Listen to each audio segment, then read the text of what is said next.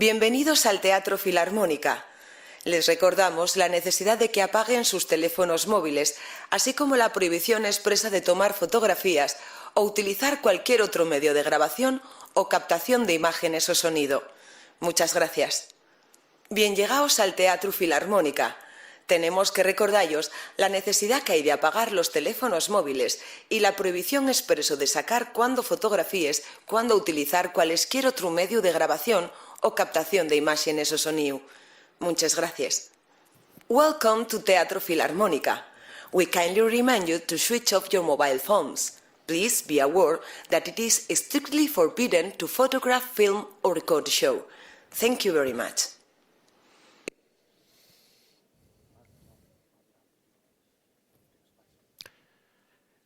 Con todas ustedes, Patxi Poncela.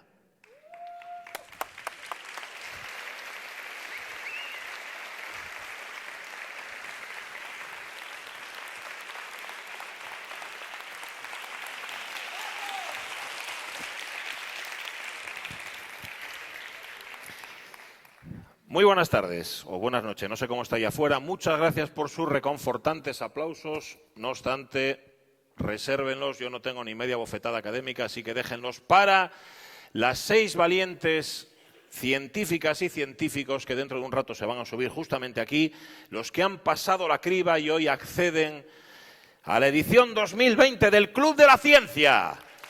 Ahora, ahí, fuerte, muy bien. Bueno, ¿qué he dicho yo? Edición 2020, igual alguien piensa que llevamos 2020 ediciones. En ese caso, comparado conmigo, Jordi Hurtado sería rapaz de lancha. No, vamos aproximadamente por la número 4 de las ediciones del Club de la Ciencia. Y como en las anteriores, igual que hace la viuda de Angelón con las manzanas, los 6 protagonistas de esta velada han sido especialmente seleccionados entre cientos de miles de candidatos procedentes de un número impar de países menores de 3. Se ha tenido en cuenta su currículum, sus habilidades comunicadoras y, sobre todo, y muy importante, que tuvieran libre la tarde del viernes 28 de febrero. Hoy están aquí haciendo posible la mayor concentración de desparpajo e inconsciencia que se recuerda desde el último Consejo de Ministros de Corea del Norte. Un aplauso para los 6.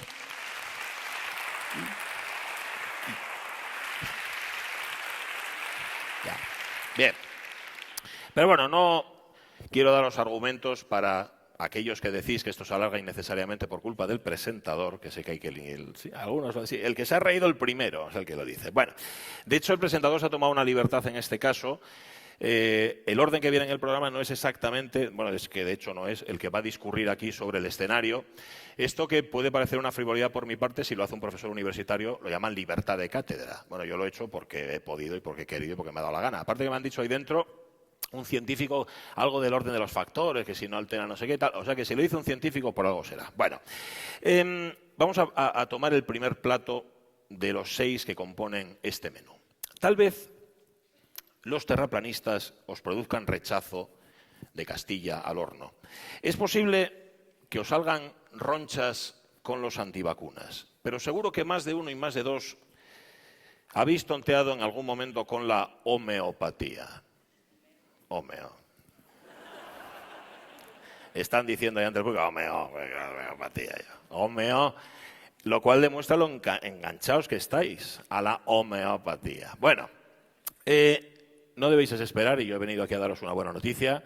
De la homeopatía también se sale. Se puede salir de la homeopatía. Solo tenéis que comeros la sopa homeopática, esa que Mafalda se comería sin protestar, que os trae desde el Centro de Investigaciones Biológicas del CSIC, Nuria Campillo.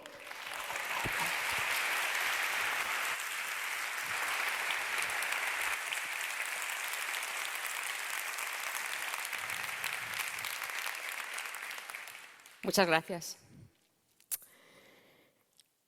Mafalda odiaba la sopa. Ya sé que no es ninguna primicia.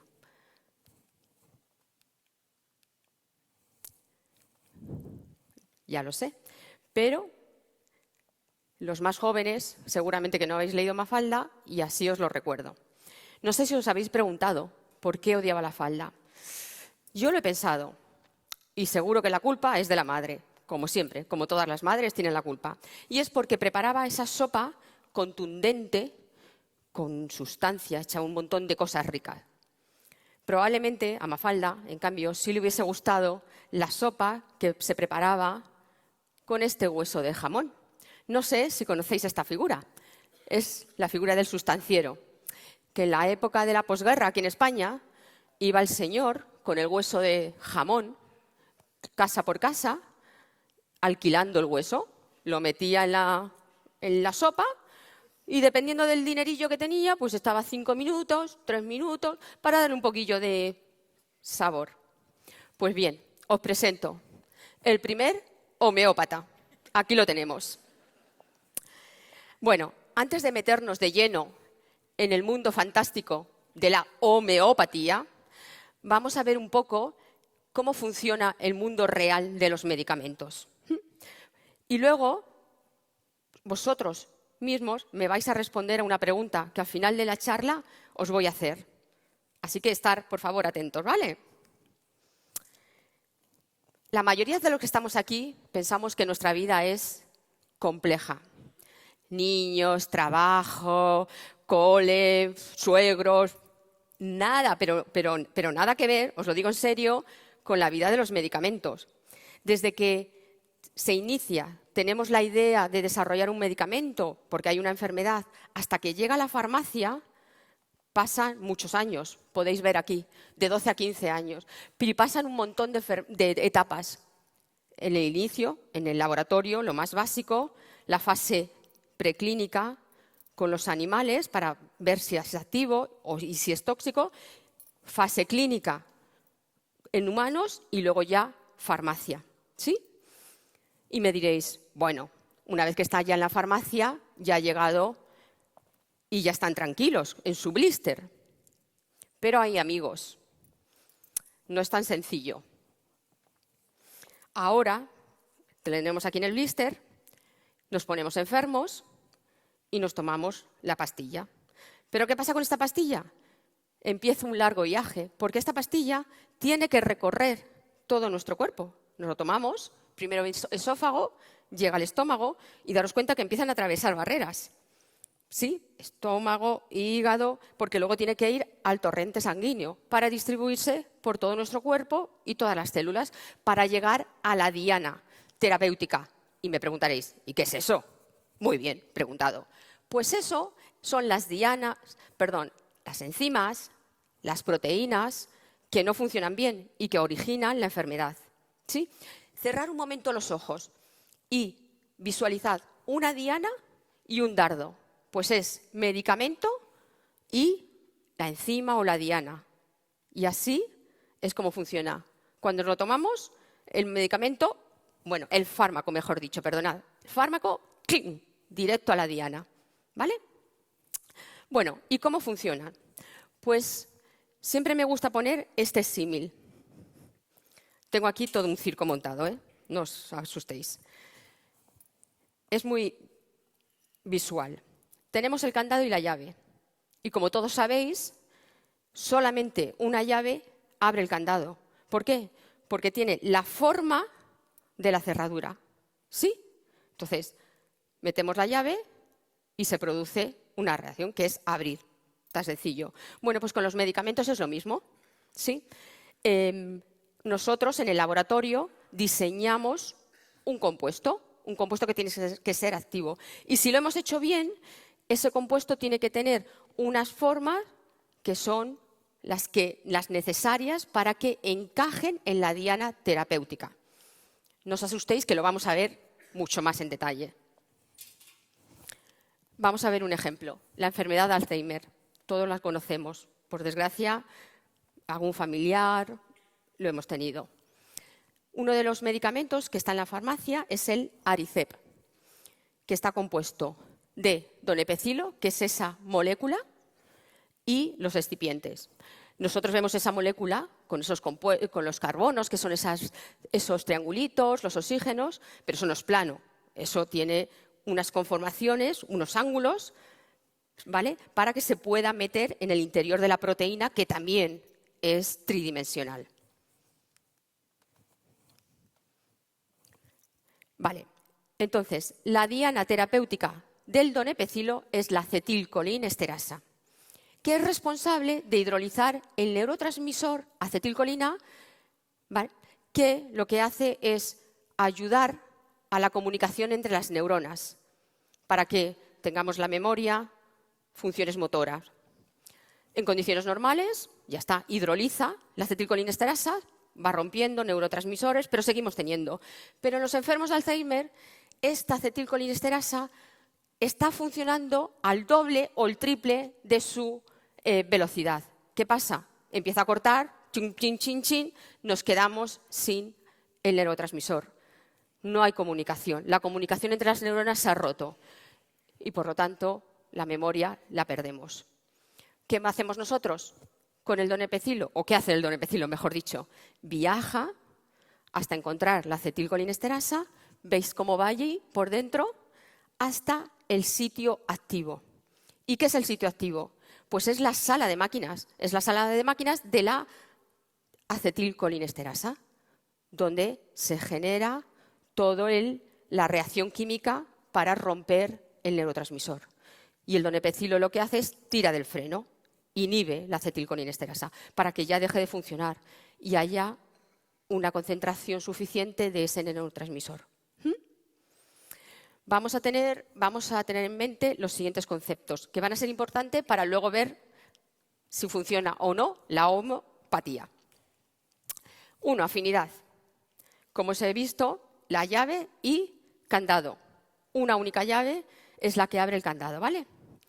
Pues igual que nos pasa a los humanos, algunas personas nos caen bien, otras nos caen un poquito mejor y nos enamoramos de una persona con suerte. Pues con los medicamentos, con los fármacos, pasa lo mismo.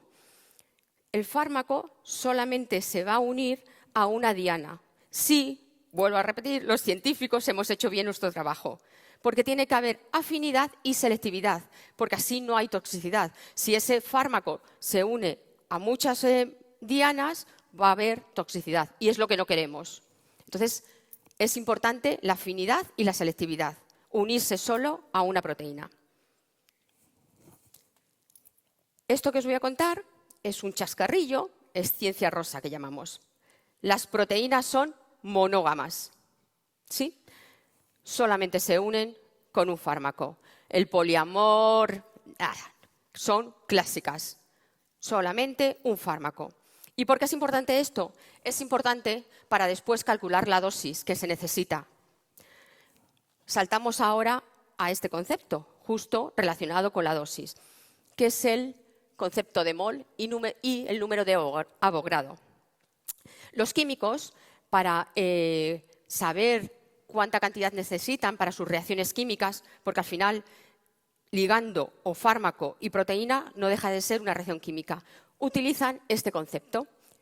Un mol de cualquier sustancia, da igual, cualquier sustancia tiene siempre este número de moléculas, 6,02 por 10 elevado a la 23 moléculas, ¿vale? Es decir, que una pastilla de Aricept, ¿vale?, tiene 9,12 miligramos de donepezilo y 174 de los excipientes, que es lactosa, ¿vale? Hacemos los cálculos. Están bien hechos, confiáis en mí. Además, se los he dado a un químico orgánico, que son los puristas. Me los ha corregido, me ha dicho que está bien. Fijaros las moléculas que hay. Trillones, 14,5 por 10 elevado a 18. Este número, aunque la comparación me digáis que comparación más extraña, es incluso mayor que la estimación de todo el dinero que se supone que hay en el mundo. Y me diréis, ¿por qué tantas moléculas? Pues se necesita ese exceso porque en ese viaje tan largo que hace el medicamento hay muchos procesos, absorción, distribución, metabolismo, donde ese número de moléculas se van perdiendo. Entonces no llegan todas.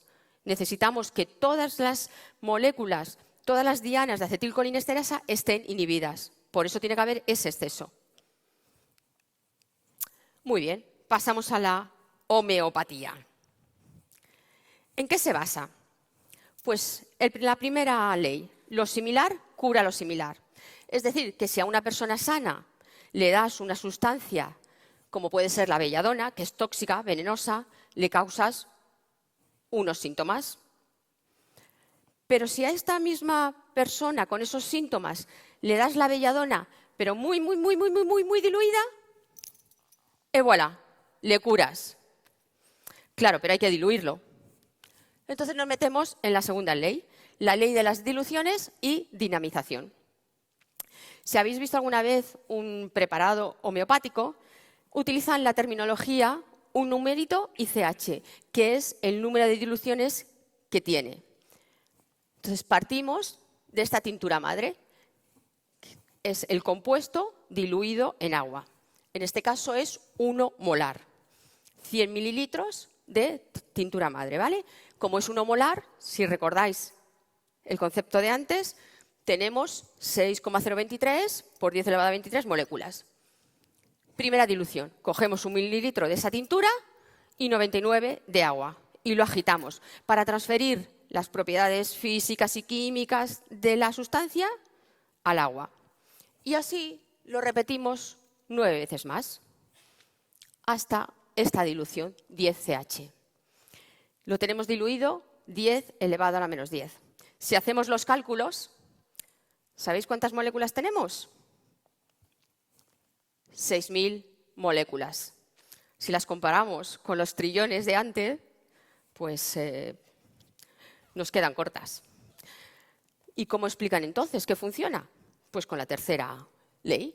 Perdonad, me había olvidado de esta. Claro, es que os he puesto el ejemplo de 10CH como ejemplo, porque si no se saldría de la diapositiva. Pero estos son otros ejemplos. Aquí tenemos 30CH y ese que es vanadio, 200CH. No hay moléculas. Y en el otro, que era 10CH, hay 6.000, aquí no hay moléculas. Pero no es una forma de hablar, es que no hay moléculas. Es que es agua con los excipientes, que en general son azúcar, lactosa. No hay moléculas. ¿Y cómo lo explican? Pues por la memoria del agua. El agua tiene memoria. Entonces, como la primera tintura madre está concentrada, como os he dicho antes, el agua consigue recordar las propiedades físicas y químicas. El agua, afortunadamente, no tiene memoria. Se ha demostrado que no tiene memoria. Lo único que tiene es un oxígeno y 2 hidrógenos. Y afortunadamente, porque cuando abrís el grifo y nos tomamos un vaso de agua, si pienso que tiene memoria, ese agua por todos los sitios que ha pasado, escalofríos, ¿sí? Comparamos ahora medicamentos, vuelvo a repetir, trillones de moléculas. Homeopatía, dependiendo de la dilución, entre 6.000 y ninguna. Excipientes tienen los dos. Luego, estudios clínicos y preclínicos no me he metido. Uno tiene y el otro no suele tener. Y luego, autorización y documentación tampoco. Y ahora viene la pregunta. ¿Funciona la homeopatía? Pues creo que está claro que no, no funciona. Y lo que también está claro es que Mafalda sí estaría feliz comiéndose esta sopa rica hecha de homeopatía. Muchas gracias.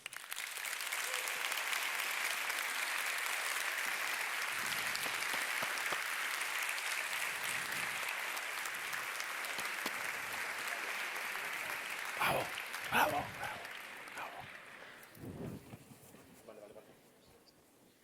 Hombre, oh. Seguir, tomando eso que tomáis. Bueno, por las noches.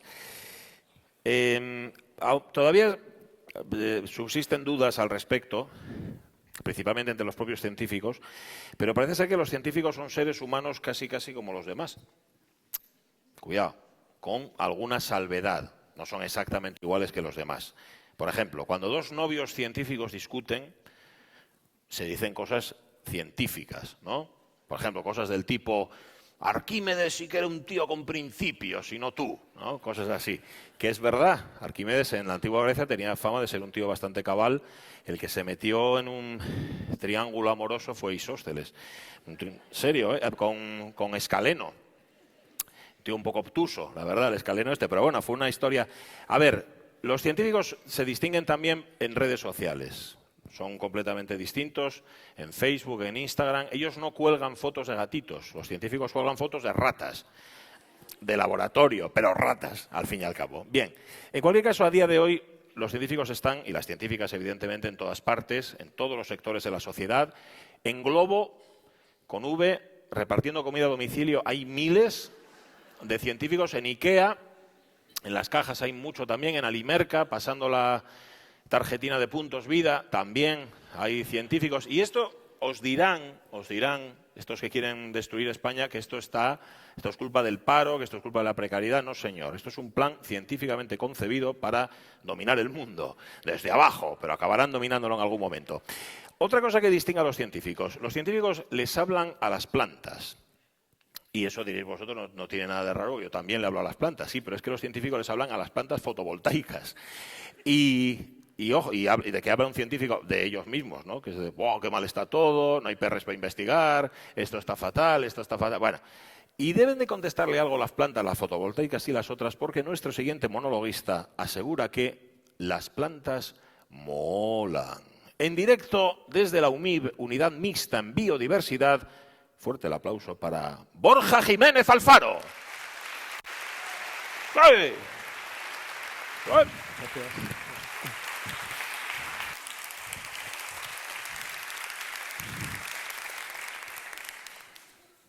Hola, buenas tardes a todos, buenas noches. Una cosa que nos caracteriza, yo creo, a muchos que nos dedicamos a la ciencia, es que nos entusiasmamos mucho con lo que hacemos. Una vez que estamos investigando algo, encontramos nuevas cosas y al final como que uno se apasiona y no puede pensar en otra cosa, ¿no? Algo parecido me ha pasado a mí con las plantas y después de muchos años he llegado a la convicción de que realmente las plantas molan mucho. Me molan a mí, pero yo creo que a muchos de ustedes también les molan. Lo que pasa es que todavía no lo saben. Y no estoy hablando de las flores que tenemos en los jardines o una cosa tan obvia. Estoy hablando de que molan de verdad, desde el punto de vista biológico, ecológico. O sea, que es algo que realmente nos tiene que gustar y si no nos gusta, al menos tenemos que apreciar por qué molan. Pensemos en el universo, el espacio, ¿no? Y les presento a la Madre Tierra.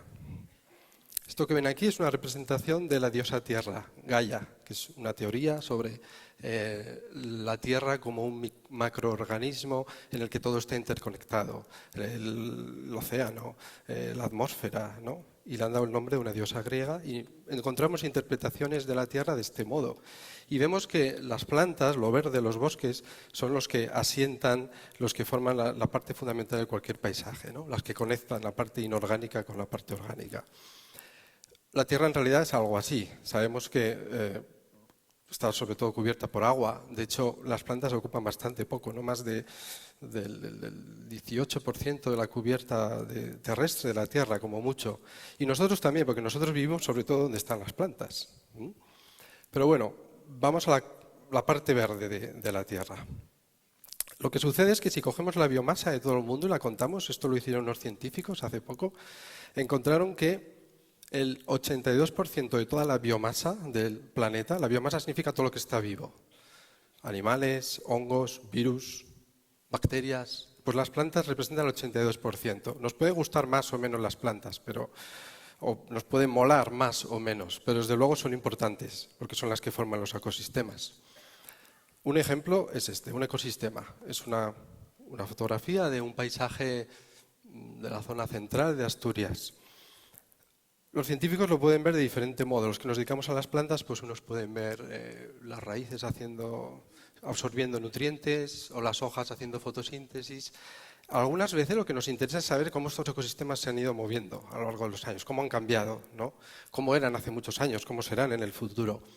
Ya la foto mola, porque nos mola, ¿no? Nos gusta. Pero es que además quiero que se fijen en ese arbolillo que está ahí abajo a la izquierda. Es una rama de castaño. A todos yo creo que nos mola el castaño, ¿no? Todos tenemos el recuerdo del invierno, las castañas asadas y comerlas.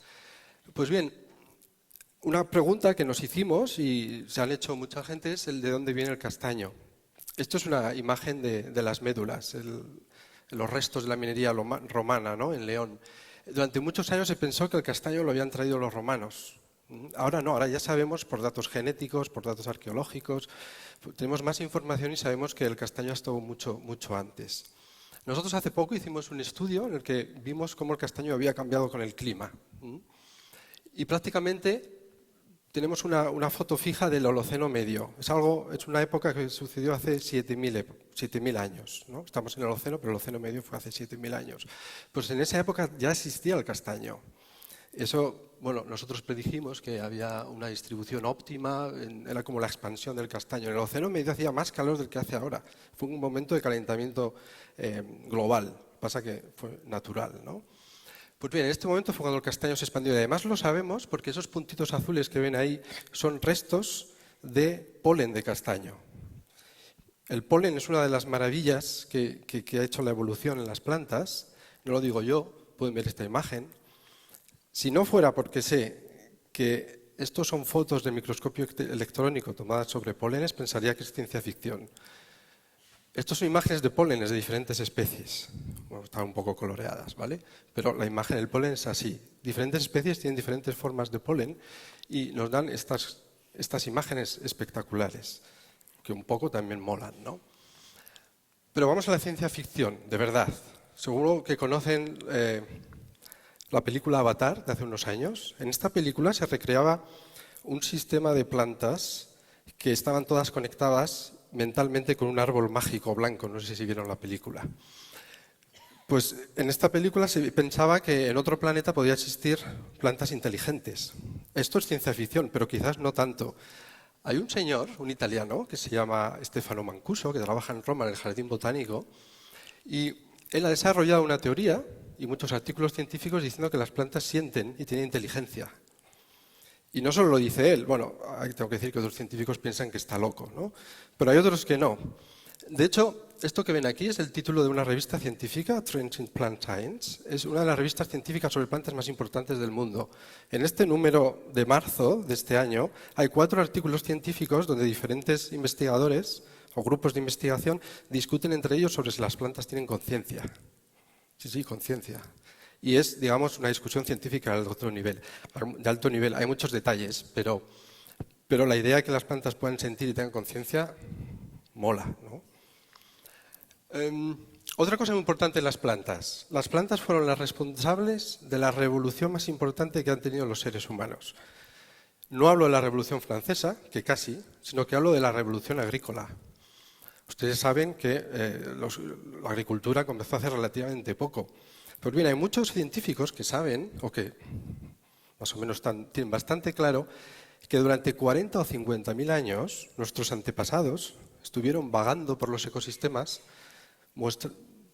recogiendo plantas, probándolas y viendo qué plantas eran tóxicas o qué plantas eran útiles. 40 a 50.000 años. De hecho, se piensa que nuestros antepasados eran mucho más habilidosos que nosotros y mucho más inteligentes en varios aspectos, pero especialmente en su capacidad de describir y conocer las plantas. Y hoy en día, de hecho, las plantas, aunque no nos demos cuenta, dominan la economía mundial. Esto que ven aquí son cifras en miles de millones de euros que se mueven al año a partir directamente de los recursos genéticos de las plantas.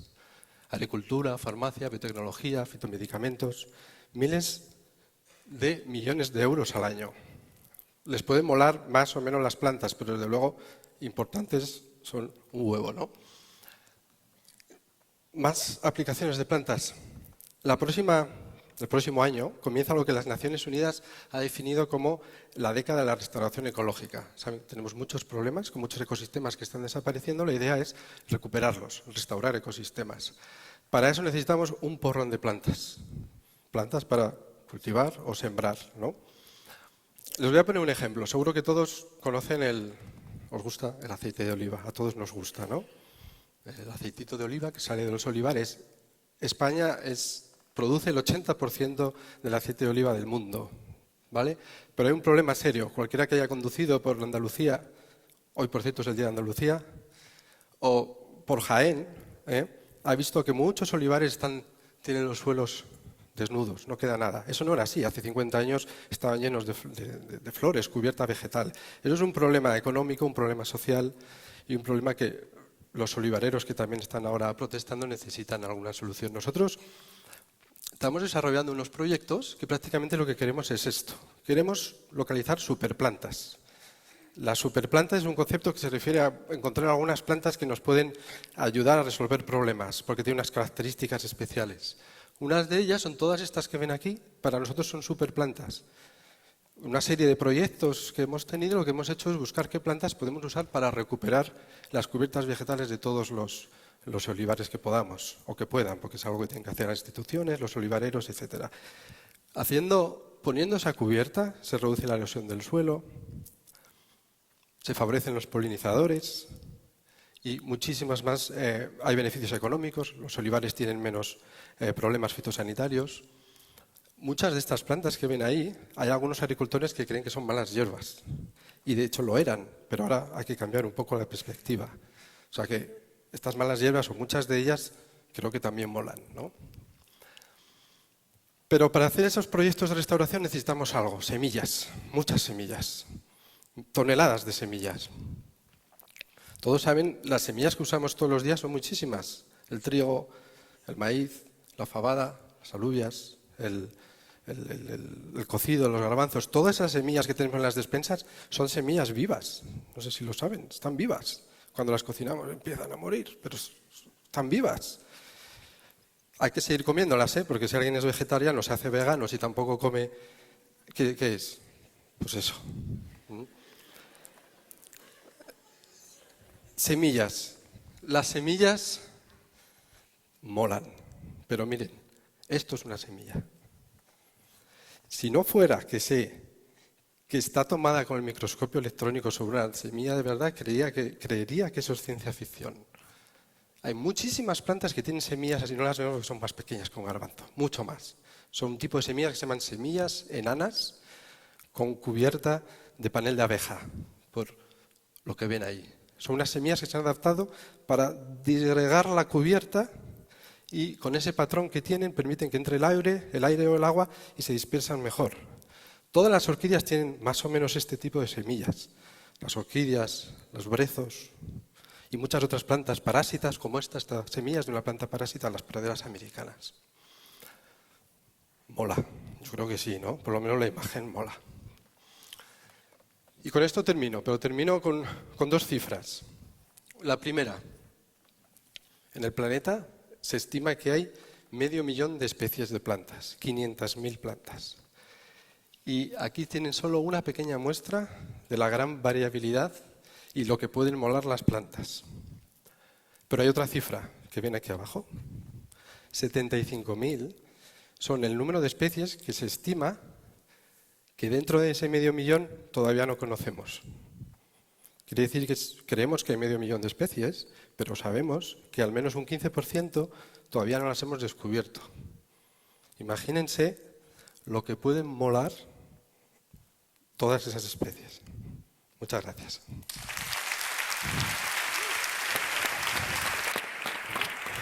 Recibe el aplauso ahí, hombre. Recibe el aplauso ahí. Claro.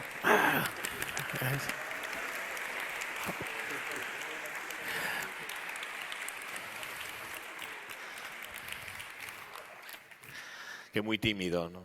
Tiene que hablar con las plantas, ya me diréis. A estas alturas no de la gala, sino de la existencia, de nuestra existencia, ya os habréis dado cuenta en algún momento seguro que el ser humano imita la naturaleza. A ver, la imita igual que imito yo a Chiquito de la Calzada. La imita fatal, pero el caso es que la imita. Y no voy a demostraros cómo hago yo de chiquito, lo hago muy mal, muy mal. Por ejemplo, miras, ves volar los pájaros, parece fácil. Tú los ves a ellos y te parece fácil volar. Inténtalo, ya verás cómo no es tan fácil. Sobre todo, a mí lo que más me fascina es que los pájaros sean capaces de volar y hacer caca al mismo tiempo. Haced la prueba. A ver si sois capaces de... No, a ver, no de en un avión, ¿sabes? Muy complicado, es algo como que se cierra, estás como a no sé cuántos pies de altura, y dices tú, madre mía, a ver si, ¿dónde cae esto? A ver dónde va a parar. A ver, los que mejor lo hacen lo de volar y defecar al mismo tiempo son los estorninos. Los estorninos para eso son maravillosos. El otro día, por cierto, en Tarragona, esto es verdad, murieron a la vez 150 estorninos. Se puede decir que murieron de un plumazo. Es la mayor catástrofe aérea de la historia, según informó el Estorninos News.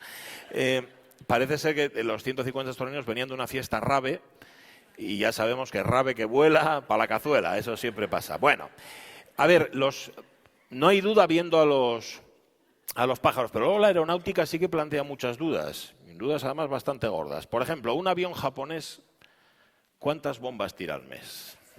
Esto no ha habido científico que lo explique desde los años de nuestra infancia, nadie lo ha explicado. ¿Cuántas bombas tira al mes? Aunque la gran pregunta seguramente no es cómo vuelan los aviones, sino por qué no se caen más los aviones.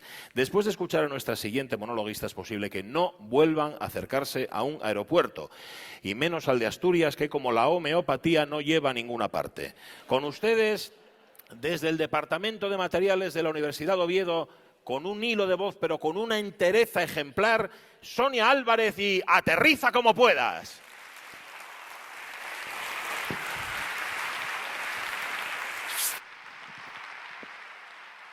Buenas noches.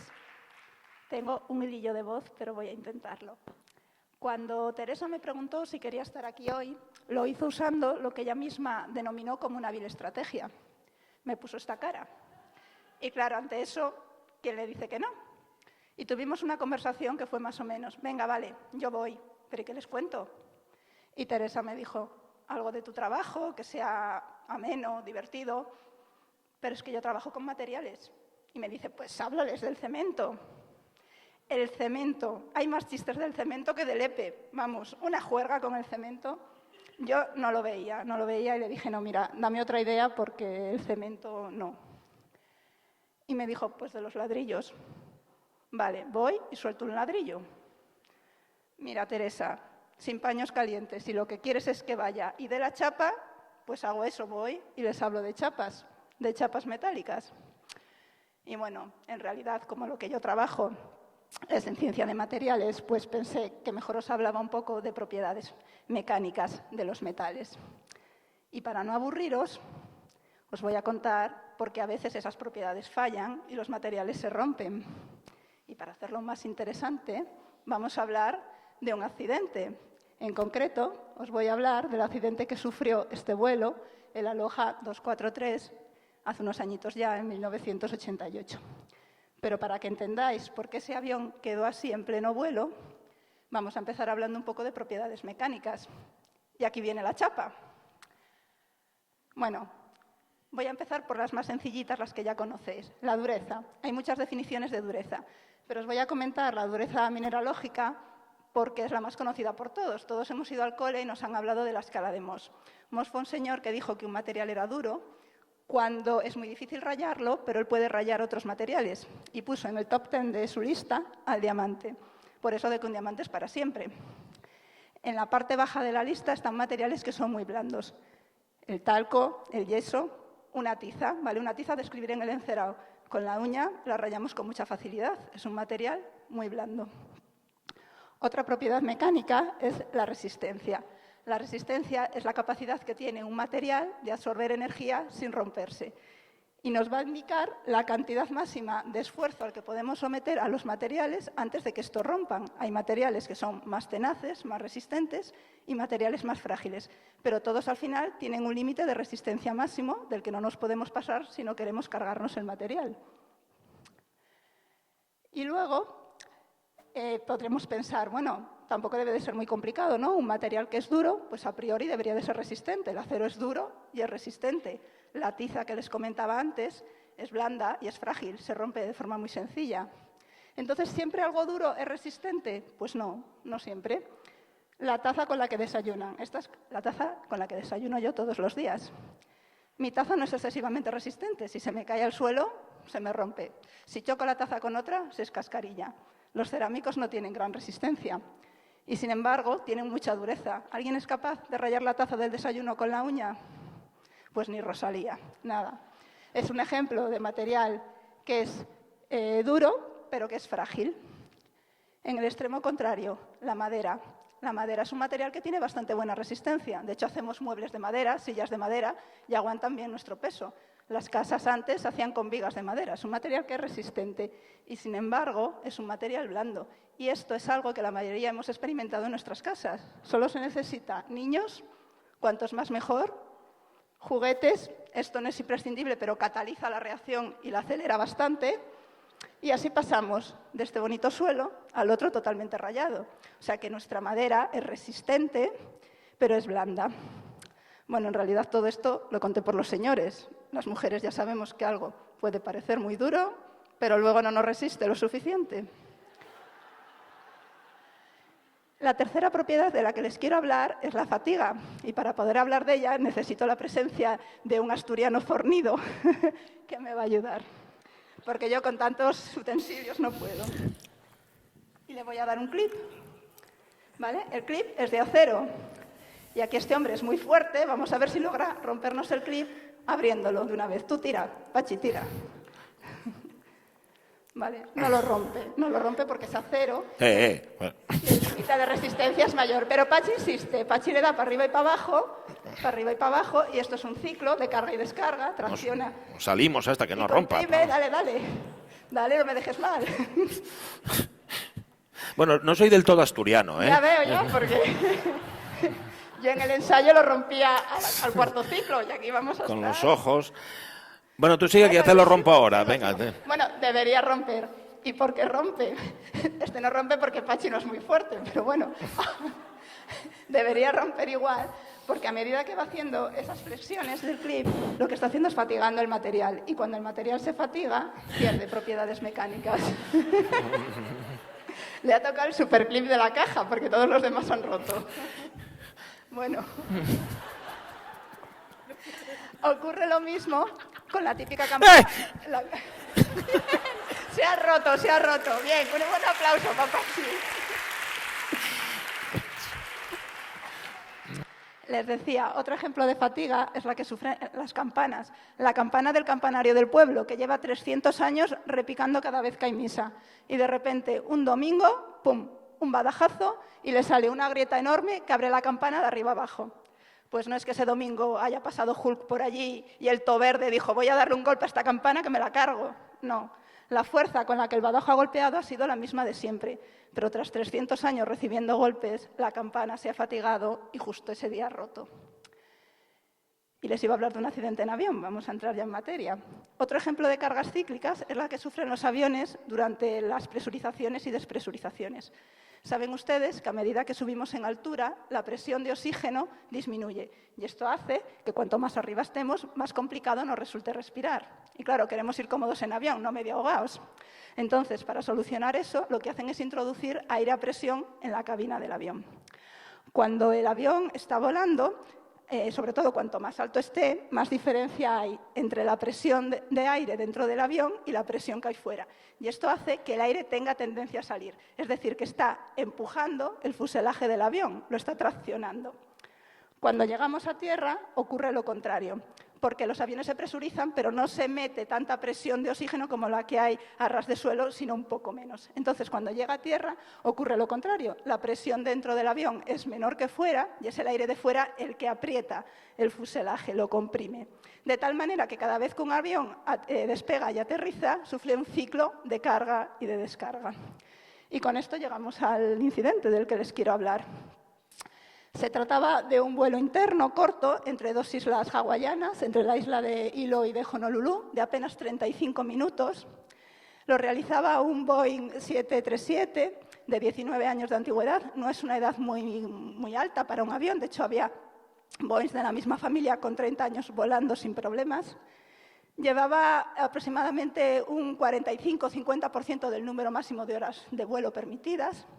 Era un día soleado, un 28 de abril de 1988, climatológicamente las condiciones eran estupendas. Era el cuarto vuelo que hacía el avión esa mañana, porque se dedicaba a hacer este trayecto de ida y vuelta unas 10 veces por día.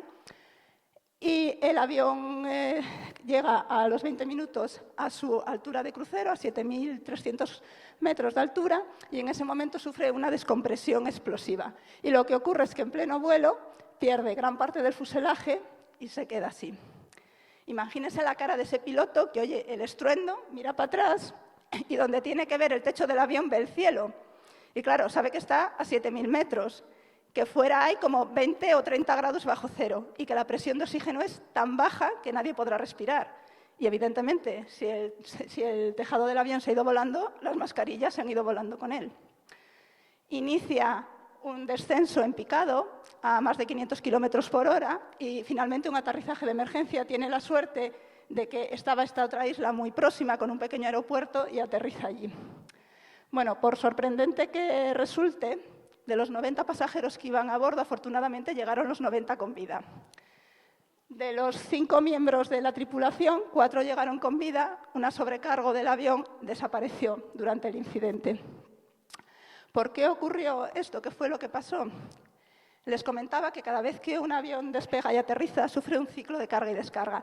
Este avión realizaba muchos vuelos por día y esto implicaba que llevara muchos ciclos de carga y descarga, por lo que parte del fuselaje se había fatigado.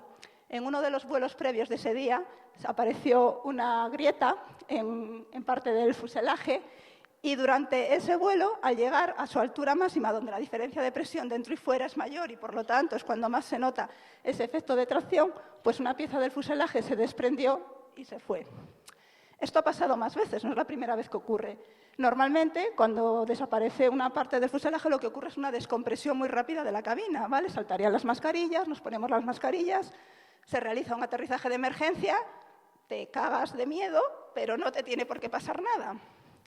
En este caso, el problema o la mala suerte fue que justo cuando se desprendió esa pieza del fuselaje, la sobrecargo estaba debajo del agujero.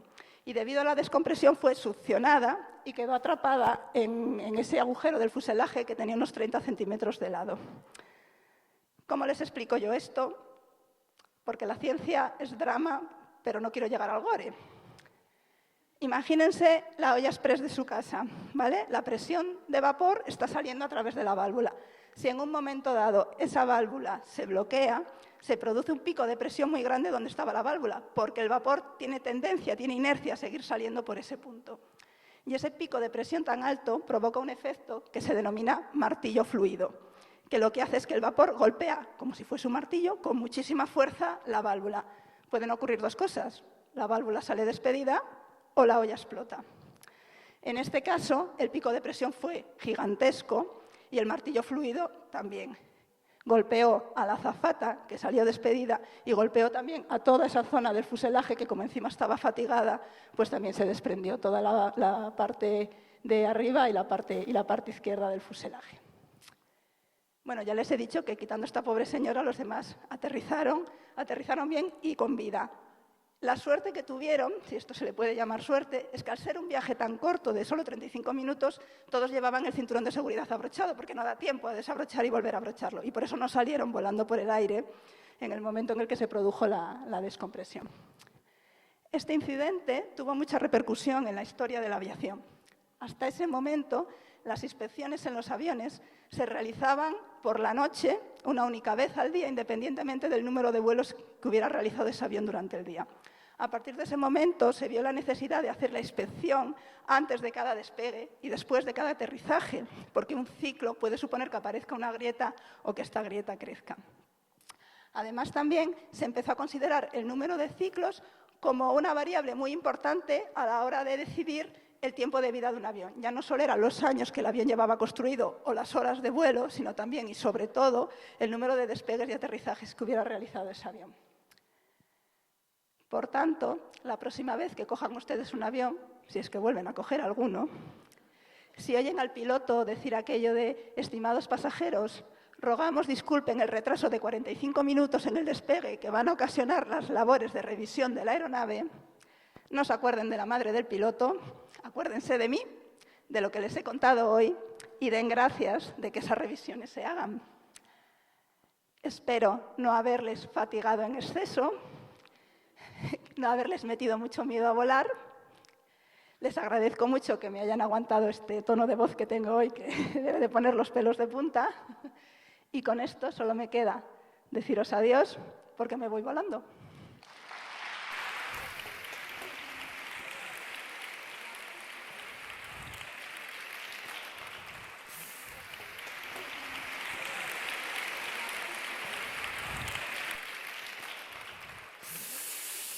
Uf. Es que hacen muy duros ahora los clips. Cuando yo era joven no eran así. Bueno, aprovecho siempre esta cita científica, este Club de la Ciencia, que decimos está en su 4ª edición, para plantear algunas dudas. Siempre lo hago todos los años, que, bueno, quizá los expertos aquí presentes o alguno entre el público o alguien que va corriendo por detrás del escenario puedan resolver en algún momento. Mis dudas de esta edición son las siguientes. ¿Por qué oímos peor cuando nos quitamos las gafas y mejor cuando las volvemos a poner? Los que llevan gafas lo habrán comprobado. Tú te quitas las gafas y no oyes un pimiento. Te las vuelves a poner y ya oyes perfectamente. Bien. Otra duda. ¿Por qué en las farmacias se sigue cortando con un cúter y pegando con celo las etiquetas de los medicamentos? ¿Qué pasa? ¿Ganan poco las farmacéuticas para invertir en I+D €1 que se invente algo que no obliga a estar cortando celo y pegando en un...? Bueno. Otra. ¿Qué relación existe, esta es de zoología, entre la huella del zar y la zarigüeya? Esta es de fonología, es para fonólogos. ¿Por qué decimos Kirk Douglas y Michael Douglas si eran padre e hijo y tenían el mismo apellido? Y la que más me preocupa de todas, si Bruce Springsteen y Bruce Lee hubieran llegado a chocar, se hubieran dado de bruces y de haber sido así podrían haber contraído la brucelosis. Bien, tengo una más. ¿Qué tiene que envidiarle Chernobyl, ciudad de vacaciones, a Asturias, patria querida, Asturias de mis amores? ¿Y si Chernobyl a su manera también fuera un paraíso natural? Por lo menos a los ojos perturbados de un científico loco como el que viene a continuación. Reciban con un aplauso al investigador de la UMIB, curtido en 1000 monólogos, Germán Orizaola.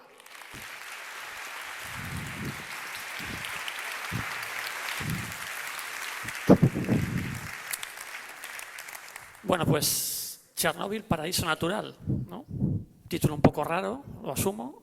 Título que mezcla dos conceptos que no estamos acostumbrados a ver juntos, ¿no? Por un lado tenemos Chernóbil, que es algo que asociamos a una catástrofe, un accidente, una tragedia. Y por otro lado, como hemos dicho, paraíso natural, que sobre todo aquí en Asturias lo tenemos siempre ligado a valles verdes, bosques y a osos, ¿no? Bueno, pues durante los próximos minutos voy a intentar explicar por qué he puesto estos dos conceptos juntos. Pero primero, para entenderlo todo, tenemos que viajar. Tenemos que viajar primero en el tiempo, ni más ni menos que de vuelta a los años 80, por muy espantoso que eso parezca. Tenemos que viajar también a un sistema sociopolítico diferente, a la Unión Soviética. Tenemos que ir hasta allí.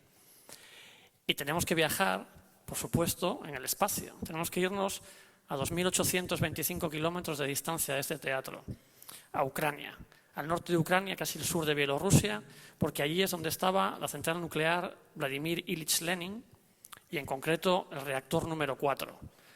Y fue allí, el 26 de abril del año 1986, donde, como ya muchos sabemos, ocurrió la mayor catástrofe nuclear de la historia.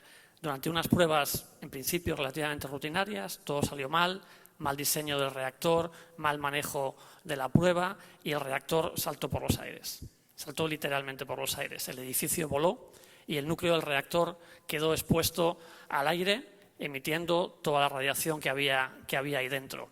No solo eso, sino que se generó un incendio enorme que estuvo 10 días ardiendo y que contribuyó a que todo el material nuclear se distribuyera pues, por toda Europa. El material llegó al norte de Escandinavia, llegó a Centro Europa, por gran parte de Europa. Evidentemente, donde más se depositó fue alrededor de la central nuclear, alrededor del accidente, el sur de Bielorrusia, el norte de Ucrania. Y a consecuencia de eso, y eso va a ser importante para nuestra historia, en esa zona se declaró zona de exclusión. Zona de exclusión significa que toda actividad humana quedaba prohibida y toda la gente que vivía allí fue evacuada. ¿Cuánta? 350.000 personas, toda la población que vivía allí. ¿Cómo de grande es la zona de exclusión? Pues si lo ponemos en el contexto local, en el contexto asturiano, la zona de exclusión cubriría toda la parte central de Asturias. Desde el Cabo de Peñas hasta Pajares, desde Villaviciosa hasta Somido. Toda esa zona quedó sin actividad humana, de toda esa zona se movió a la gente. Y eso, una vez más, va a ser bastante importante.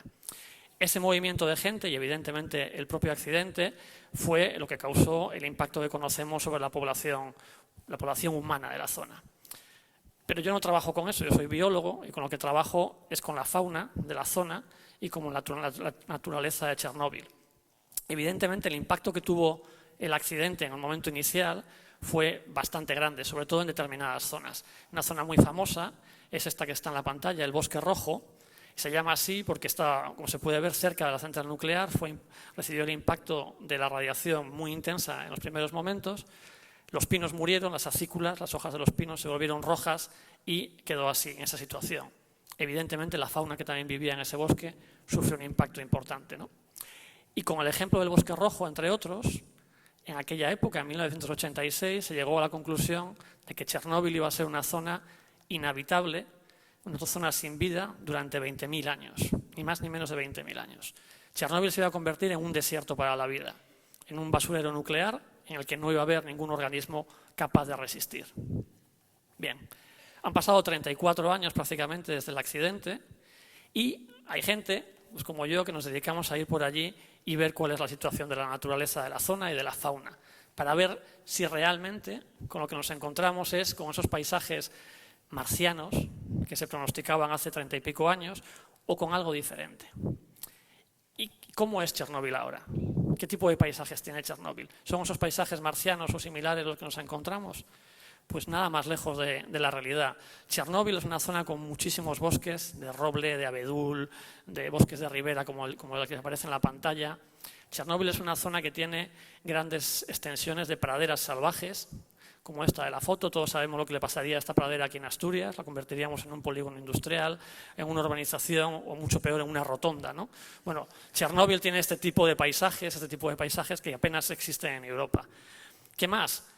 Multitud de zonas húmedas como esta de la pantalla, el lago Luboque, probablemente una de las zonas más radiactivas del mundo y aún así con el aspecto que tiene en la foto. Esta foto está sacada del año pasado, directamente en mayo del año pasado. Otra de nuestras zonas favoritas es esta, el lago Adbuchin, también bastante radiactivo a los mismos pies de la central nuclear, del reactor que explotó, y lo mismo, con ese paisaje que, como se puede ver, está muy, muy lejos de parecer un desierto para la vida, ¿no? Bien, esto en cuanto a los paisajes, pero no hemos visto todavía ningún animal por ahí dentro, ¿no? Probablemente es que la situación de la fauna sea también mala. Bueno, pues a eso nos dedicamos a investigar. Evidentemente, si hacemos caso a lo que se pensaba en el año 86, no deberíamos encontrarnos nada. Si hacemos caso a los expertos que suelen hablar en los medios de comunicación sin haber ido nunca por Chernóbil o con mucho de turismo, en Chernóbil lo que viven ahora mismo son mutantes, ¿no? Con esa palabra ahí tan espantosa, mutantes, ¿no? Una cosa que mete mucho miedo. Pájaros con cabeza de felino o osos con piel de cocodrilo. Igual nos encontramos eso, en fin. ¿Qué hacemos nosotros los científicos? Bueno, pues investigar, ir a Chernóbil, y una de las cosas que se hacen, es la que está haciendo aquí nuestro colega Sergei Gaschak, poner cámaras de fototrampeo. Estas cámaras se activan con el movimiento, tienen una célula, cuando algo pasa por delante y se mueve, saca una foto. Gracias a eso podemos saber qué animales y en qué abundancia hay en Chernóbil. ¿Y qué nos encontramos cuando cogemos las memorias de esas cámaras? Nada. Los mutantes con piel de cocodrilo. Bueno, pues Chernóbil en realidad a día de hoy está habitada por lobos, por muchos lobos. Hay 7 veces más lobos en Chernóbil que en reservas naturales equivalentes fuera de la zona de exclusión. 7 veces más lobos. Podemos imaginar el paraíso de lobos que puede ser todo el centro de Asturias sin humanos. Eso es fácil imaginárselo. ¿Qué más hay en Chernóbil? En Chernóbil hay linces boreales, otro de los grandes depredadores amenazados en toda Europa. Pues allí hay una población bastante grande, bastante más densa que en otros sitios del continente. No solo eso, a Chernóbil han llegado los osos pardos. No estaban en el momento del accidente, hacía más de un siglo que no se los veía por la zona. Pues en los últimos años, procedentes de Rusia, han llegado y existe una población de unos 5 o 6 individuos que ya está en la zona. ¿Qué más? Bisonte europeo, otra especie amenazadísima a nivel mundial, se extinguió en la naturaleza, solo se consiguió recuperar a partir de ejemplares de zoo, se reintrodujo en Bielorrusia, en Polonia y desde allí ya han llegado a Chernóbil. También hay bisontes en Chernóbil. ¿Qué más? Otra especie que se extinguió en la naturaleza, el caballo de Przewalski. Ahí lo vemos prácticamente a la sombra del reactor averiado. Se reintrodujeron desde otra reserva 31 individuos en el año 98, no estaban en el momento del accidente. Ahora mantiene una población de 150 y pico ejemplares, una población que se reproduce perfectamente y que está en claro aumento. También eso hay en Chernóbil. Hay gente que dice, bueno, vale, todos estos animales están por allí, pero casi seguro que vienen de fuera, llegan y se mueren. Ahí no se puede vivir bien. Bueno, pues las fotos también nos dejan claro que no, que los animales en Chernóbil hacen ciclos normales. Ahí está un alce con sus crías, bebiendo en una charca de verano. Lo mismo que esta cierva con su cría. Los animales en Chernóbil siguen ciclos biológicos perfectamente normales. Y no solo estos grandes mamíferos. En Chernóbil viven más de 200 especies de aves, como la que aparece aquí, muchas de ellas amenazadas a nivel europeo, desde luego amenazadas a nivel ucraniano y bielorruso. Y nuestros animales favoritos con los que trabajamos allí, anfibios, una comunidad extraordinariamente diversa, extraordinariamente abundante de anfibios. Como digo, ya no solo los paisajes, sino los paisajes y la fauna dejan bien claro que Chernóbil está muy, muy, muy lejos de ser un desierto para la vida. Es más, yo creo que si cogiéramos a un consejero, a un alcalde, ¿no?, a un responsable de medio ambiente, y le preguntásemos que pusiese un nombre a una zona con bosques, con praderas salvajes, con humedales, osos, lobos, linces, creo que a ninguno nos extrañaría que el nombre que le podría poner a esa zona fuese paraíso natural, porque eso es lo que será Chernóbil. Pero Chernóbil, aparte de esto, nos cuenta algo más. Para mí, una de las lecciones más importantes que nos cuenta Chernóbil a día de hoy es que Chernóbil era una zona en la que vivían 350.000 personas y ahora apenas viven 2.000. Que Chernóbil era una zona con intensísima actividad humana, actividad industrial, actividad forestal, actividad agrícola, con caza, con pesca, con luz, con ruido, y de eso no queda nada. Y todo eso ha sido sustituido por una de las comunidades animales más abundantes y más diversas de toda Europa. La lección que Chernóbil nos da, para mí, está muy clara. Cuando nosotros nos vamos, la naturaleza florece.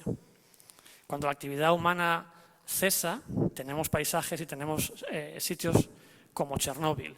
Por mucho que nos cuenten, y por mucho que digamos muy a menudo, no somos necesarios para la conservación de los ecosistemas naturales. Todo lo contrario.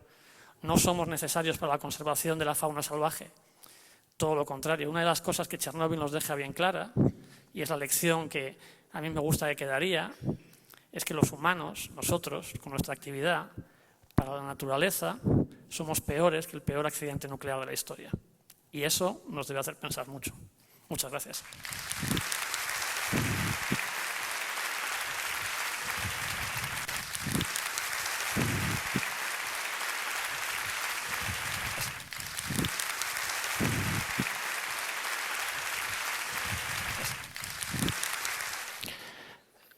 A ver, bueno, hay gafes. Vamos a mirar. Nadie lleva mascarilla.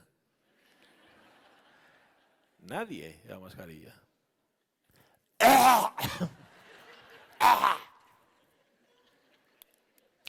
Tranquilos que la litosis no se contagia. Eso es una cosa que tengo yo y que no os va a pasar a vosotros nunca. Bueno, hay gente joven entre el público y muy joven incluso. Hay hasta niños de 8 años, tengo entendido, aquí entre el público. Bueno, mirad, ahora mismo la gente más joven vive refalfiada tienen de todo. Tienen de todo. O sea, con los virus y las bacterias especialmente. O sea, la juventud se está malcriando ahora mismo. Tú ahora tienes contagios, o sea, te salen contagios nuevos para elegir constantemente. Gripe A, gripe B, gripe aviar, gripe porcina, hepatitis de 3 sabores y ahora el coronavirus, que lo hay en los chinos, lo encuentras ahí a disposición de cualquiera, es maravilloso. En mi época, ¿quién llevaba mascarilla? Darth Vader. ¿Y para qué sirvió? Para nada. También le cantaba bastante el bote. ¿Qué teníamos nosotros cuando éramos pequeños para enfermarnos? ¿Qué teníamos? Nada. Sarampión, varicela, paperas. Y si te ponías pavo, te arrancaba las anginas con una cuchara, que eso también pasaba a veces. Lo más que podías pillar en nuestra época era el tétanos, que según las madres el tétanos se pillaba con mirar fijamente una tapa de alcantarilla. Lo pillabas con todo el tétanos.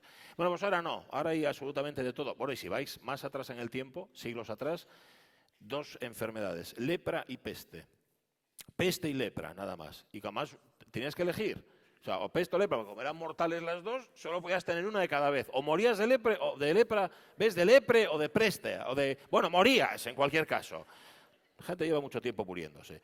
Hoy la gente de ciencia, y esto ha cambiado mucho, y de esto va nuestro siguiente monólogo, tiene que tener mucho cuidado. De hecho, ya casi no tienen que utilizar el microscopio para mirar a las bacterias. ¿Por qué? Porque están crecidísimas las bacterias. Están crecidísimas y están retadoras. Tú te acercas a un microscopio y ves la bacteria. ¿Qué pasa? La bacteria, que te dice, ¿qué pasa? ¿A qué chupes? ¿Qué hay que chupar? Chupes. Y el científico se echa así hacia atrás y dice, bastante tengo con no estar subvencionado ni nada para que me rete una bacteria ahí desde el microscopio. En la Universidad del País Vasco, y mira que son duros ahí en el País Vasco, nuestra siguiente monologuista tiene que plantar cara cada día a las superbacterias, o lo que es lo mismo, al nacimiento del Joker. Con ustedes, Itziar Alcorta.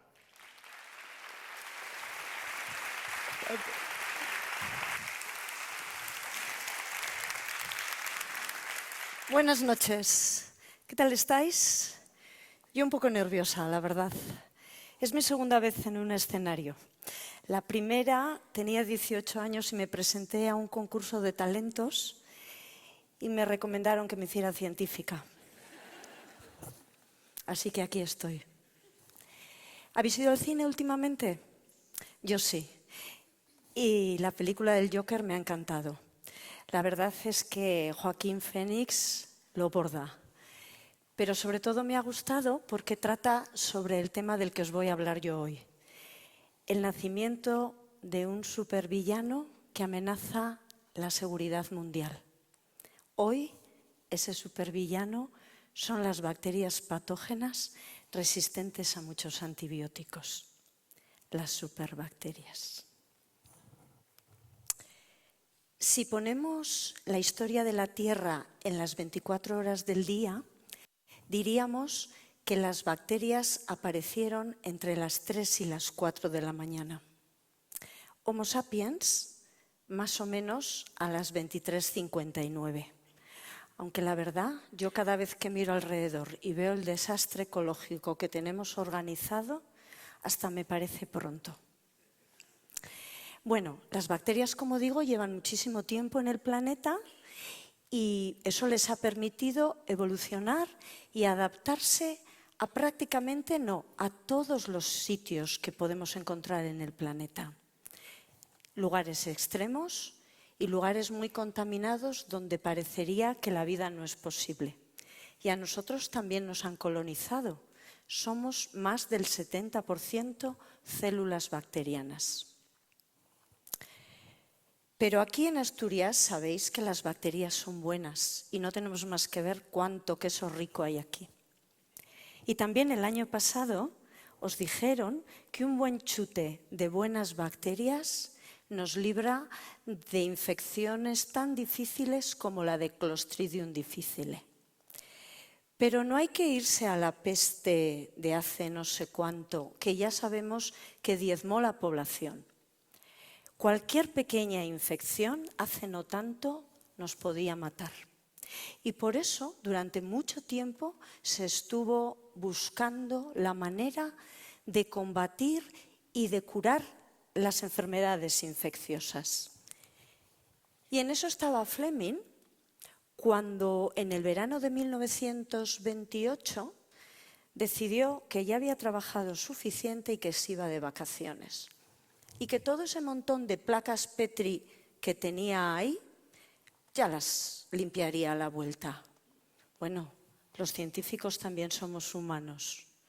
¿Y quién nos ha dejado la pila de platos de la cena para el día siguiente? La única diferencia es que a nosotros al día siguiente nadie nos da el Nobel, y a él sí. Llegó de vacaciones y sorprendentemente las bacterias no habían crecido. Le petó la cabeza, no sabía qué hacer. Se puso a mirar y de repente se dio cuenta que en el laboratorio de abajo trabajaban con un hongo que se llamaba Penicillium notatum y que probablemente había llegado a su laboratorio, había producido una sustancia que él llamó penicilina, no se volvió loco, y ahí empezó la historia de los antibióticos. A partir de ese momento, todos los científicos anduvieron locos buscando frutas podridas por todas partes, a ver cuánto penicillium encontraban para tener suficiente cantidad para poder curar. Pasaron 10 años, ya a las puertas de la Segunda Guerra Mundial, cuando en un laboratorio de Estados Unidos, una chica que trabajaba allí subió con un melón totalmente podrido. Descubrieron entonces que esa cepa de penicillium producía penicilina en grandes cantidades. Y a partir de ahí se pudo aplicar la penicilina y otros antibióticos para curar enfermedades infecciosas. Pero ya es triste la ciencia. Esta chica, que se llamaba Mary Hunt, ha pasado a la historia como Mary la Mohosa. No sé vosotros, pero yo no pienso donar el cuerpo a la ciencia, a ver qué mote me ponen. La cuestión está que a partir de ese momento empezamos a utilizar los antibióticos en medicina, en veterinaria, a veces bien, a veces no tan bien, y muchas veces, por desgracia, para fines más lucrativos que no eran medicina y veterinaria. Todo eso hizo que Gotham se convirtiera en un lugar hostil para las bacterias y, por lo tanto, tenían que defenderse. ¿Cómo se defienden las bacterias de los antibióticos? Tienen en su genoma, que es eso que veis ahí en la parte de arriba, dentro de ese cuadradito, tienen en su genoma genes de resistencia. Esos genes les ayudan a poder sobrevivir cuando hay antibióticos en el entorno. Y además pueden pasar esos genes de bacterias madre a bacterias hija. Y así las bacterias hijas heredan también esos genes y también son resistentes. Pero eso no es la única manera que tienen las bacterias de hacerse resistentes. También, además de su genoma, las bacterias tienen unas moléculas de ADN circulares y pequeñitas, que las tenéis ahí arriba en la imagen, y en esas moléculas de ADN, que nosotros llamamos plásmidos conjugativos, hay muchos genes que no son imprescindibles para la bacteria, pero que le vienen muy bien. Son los genes de para por si acaso. Dentro de esos genes están los genes de resistencia, que las bacterias pueden utilizar cuando hay muchos antibióticos en el entorno. Y además, esos plásmidos pueden pasar de una bacteria adulta a otra bacteria adulta. Y cuando eso ocurre, la bacteria que recibe el plásmido también se hace resistente. Y no solo eso, esa bacteria puede a su vez pasar ese plásmido a otra bacteria y así sucesivamente. A ese proceso los científicos lo llamamos conjugación bacteriana o sexo bacteriano, porque es el intercambio de genes entre dos individuos adultos. Así que, como veis aquí, a diferencia de lo que pasaba con las enzimas de Nuria, a las bacterias son muy modernas y sí les gusta el poliamor. Además de eso, a las bacterias les gusta vivir en comunidad. Y cuando viven juntas, tienen todos esos genes de por si acaso en todos esos plásmidos conjugativos para podérselos pasar de unas a otras. Y a ese conjunto de genes que la comunidad bacteriana tiene para poder compartir, le llamamos supergenoma. Como veis, como para escribir un cómic. Acordaros que os he dicho antes que las bacterias han colonizado todo el planeta. Y aquí lo que veis es que las bacterias no patógenas, por ejemplo, que hay muchas, pueden tener plásmidos conjugativos y ser resistentes, pero son no patógenas, no nos hacen mucho daño, no nos hacen daño. Esas bacterias no patógenas pueden estar en entornos naturales, pero también pueden estar en entornos urbanos, estos que veis aquí. Y cuando esas bacterias no patógenas, pero resistentes a antibióticos, llegan a ponerse en contacto con otras bacterias, las patógenas, las que nos causan enfermedades, se ponen a conjugar como locas y lo que ocurre es que las bacterias patógenas adquieren genes de resistencia y se hacen resistentes a uno, a unos cuantos o a muchos antibióticos. Y de esto no nos libramos nadie, porque incluso los más pulcros pueden tener un perrito al que le dan muchos besitos. Y a los perritos lo que más les gusta es ir olisqueando pastelitos de chocolate que hay por la calle. Por lo tanto, es inevitable estar en contacto con bacterias patógenas o no patógenas, que tengan resistencias o no.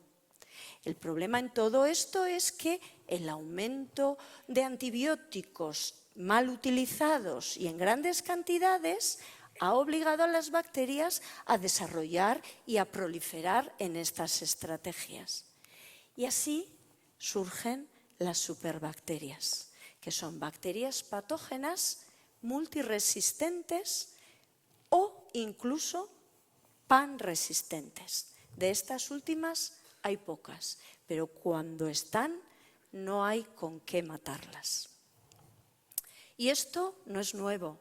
La Organización Mundial de la Salud ya nos lo advertía hace mucho tiempo, pero hoy en día nos sigue diciendo que si no ponemos remedio, en 2050 este problema causará más muertes que el cáncer.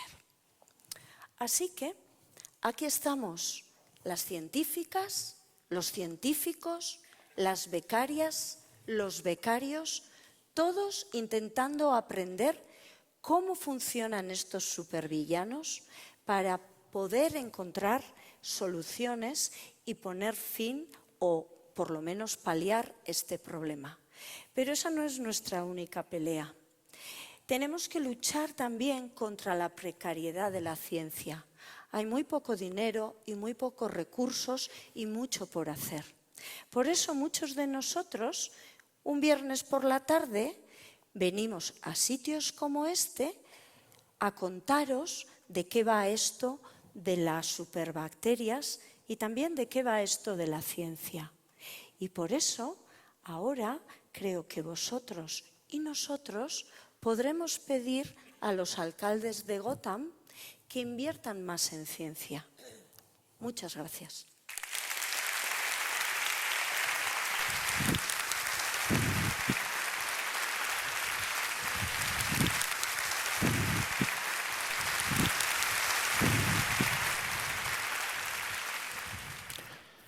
Algunos se han quedado con la imagen de las bacterias ahí, de su orgía personal, pero está muy bien porque me lo ha puesto Itziar a huevo, porque quería para terminar esta gala, este Club de la Ciencia, hablar de estimulación.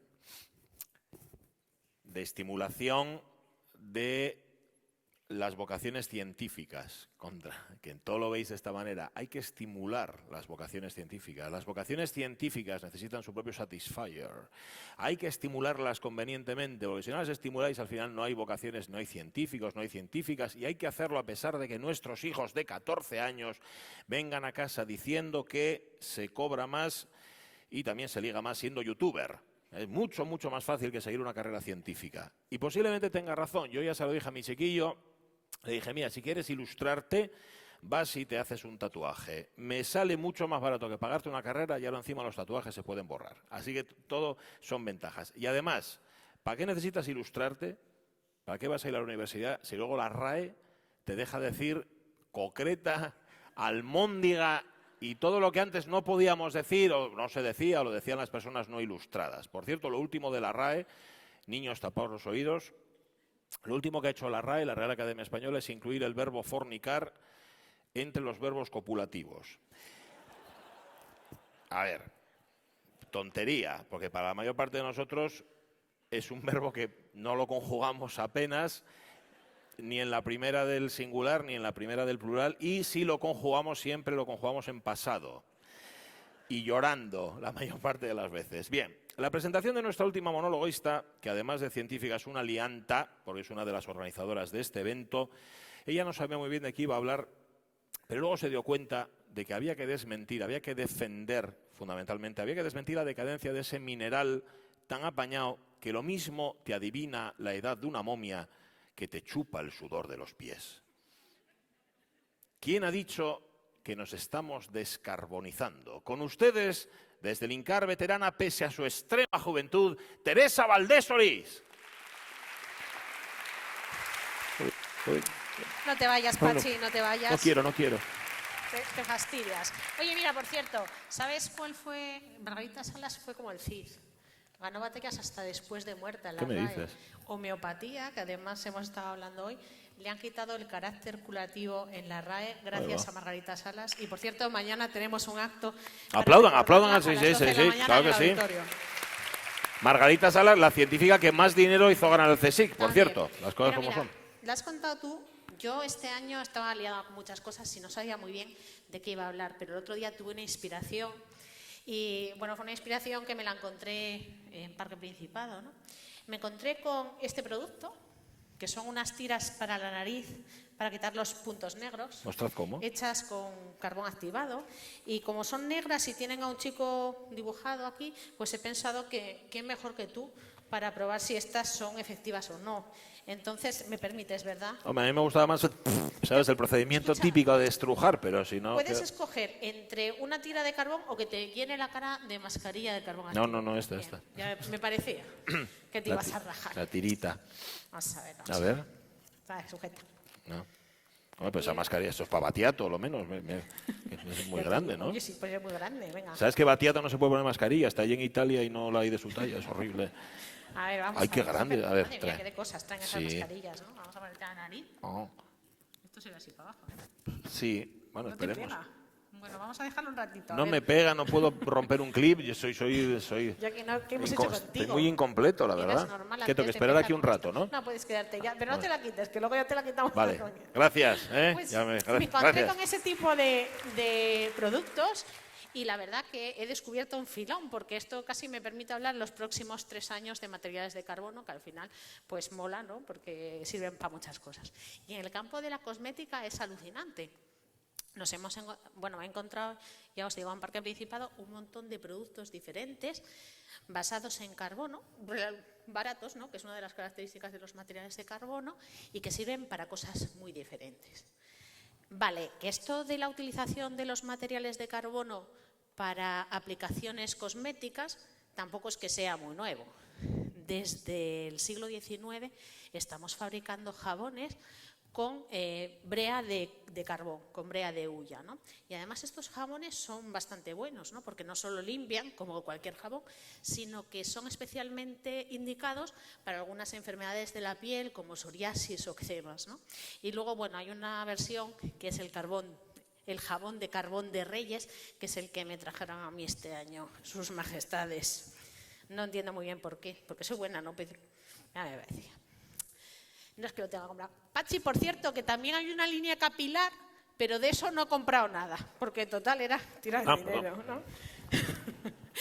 Pero bueno, estos productos de materiales de carbono sí que funcionan, ¿no? Pero hay otros cuyo efecto está un poquito más en entredicho, ¿no? Y algunos de ellos los tenemos aquí y os decía que se pueden comprar, ¿no?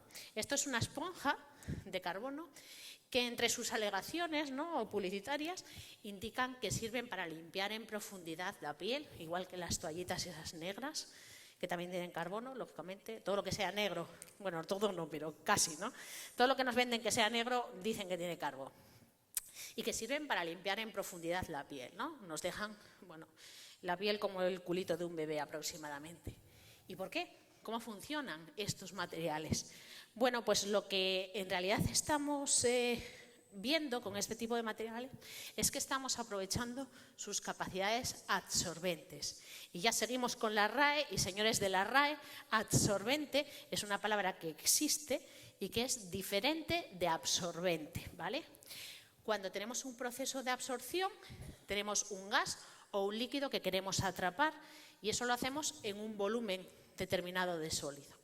Cuando tenemos un proceso de absorción con D, el proceso es igual, queremos retirar un líquido o un gas de una corriente contaminada, por ejemplo, y lo que hacemos es retenerlo, pero únicamente en la superficie de ese sólido. Pero igual que las esponjas tienen poros, los materiales de carbono también los tienen. Y entonces ahí, cuando hablamos de superficie, no es solo la superficie externa, ¿no?, lo que sería aquí el círculo de esta esponja, sino también toda la porosidad de los materiales. Y muchas veces se hace la comparación de decir que una cucharadita de carbón activo tiene tanta superficie como un campo de fútbol.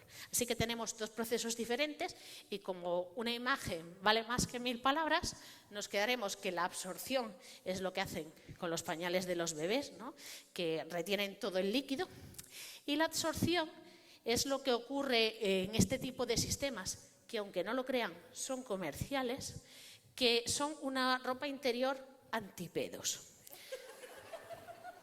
En la publicidad señalan con atino que es capaz de eliminar el olor de las flatulencias, pero no el sonido.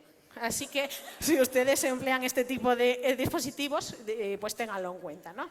Creo que a partir de ahora ya no confundiremos absorción con absorción, ¿no? Esto de hablar de cosas escatológicas además funciona siempre. Bien, pues tenemos este tipo. Y es verdad que esta superficie de los materiales de carbono sirve para limpiar más en profundidad la piel. Pues aquí hay que galleguear un poco, ¿no? Y depende de cómo lo apliquemos. Hay algunas que sí, ¿no? Si lo tenemos suficiente tiempo y lo que queremos limpiar es adecuado al tipo de carbón que estamos utilizando, porque los carbones son como los niños, todos parecen iguales hasta que son tuyos y ya los empiezas a distinguir, ¿no? Pues con los carbones igual.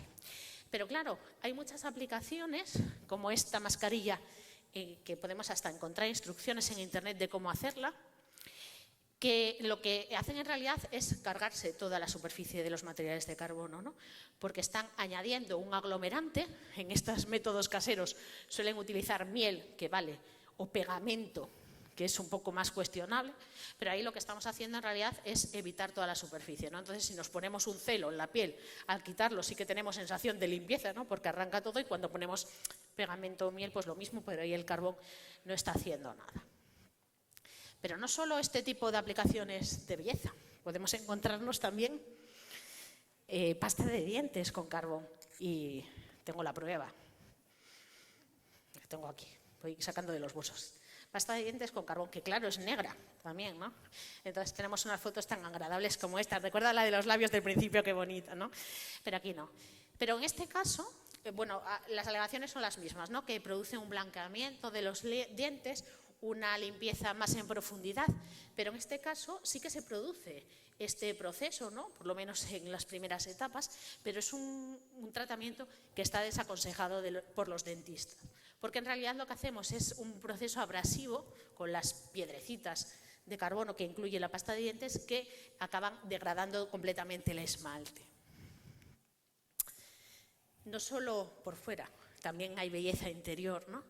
Y los materiales de carbono se han utilizado como medicamentos de verdad, no medicamentos homeopáticos, y se venden algunos en las farmacias.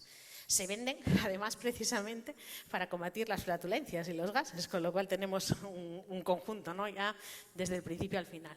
Y se utilizan también en aplicaciones hospitalarias para intoxicaciones agudas. En otros sitios dicen que la utilización de materiales de carbono puede prevenir las borracheras y ayudarnos a combatir las resacas. Sin embargo, esto no es verdad, porque los materiales de carbono no son capaces de absorber el alcohol, ¿vale? Incluso a veces se dice que estos materiales podrían servir para reducir nuestros niveles de colesterol, pero se ha visto que no es verdad, que las evidencias científicas permiten desechar completamente esta opción. En realidad, el colesterol está dentro de nuestra sangre, no solo en el estómago, y el carbón no llega a la sangre, y además puede interferir con los tratamientos de verdad, ¿no? Con el uso de estatinas para reducir estos niveles de colesterol y que sí que puede modificar la absorción de las estatinas y de otros nutrientes. Y se ha puesto tan de moda el carbono, porque el carbono mola, nosotros ya lo sabíamos, pero eso estamos contando a ustedes y seguiremos contándoselo todo lo que haga falta, que han empezado a añadirlo a comidas un poco en plan trendy y para que sean más bonitas y que las fotos sean más chulas, ¿no? Y hay zumos detox con carbono, helados negros, galletas, hamburguesas.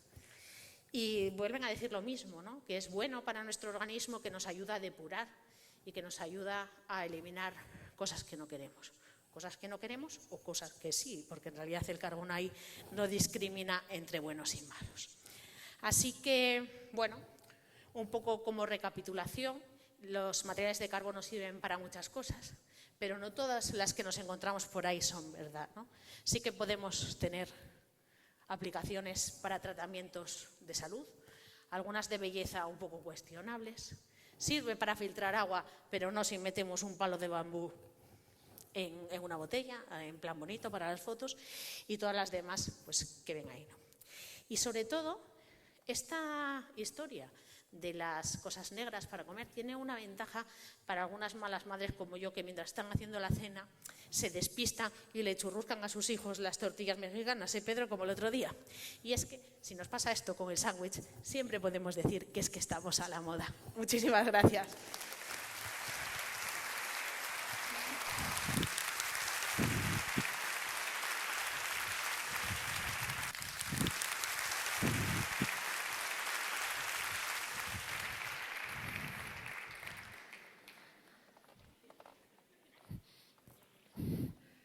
Coño. No, es negro. No se ve absolutamente nada.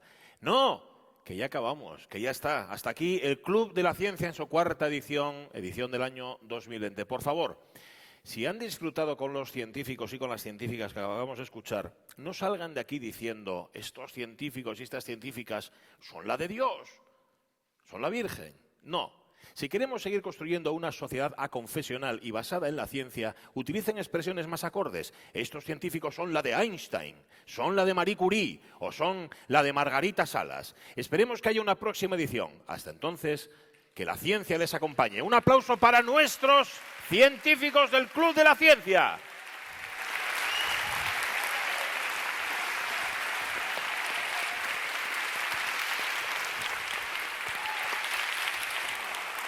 Opa.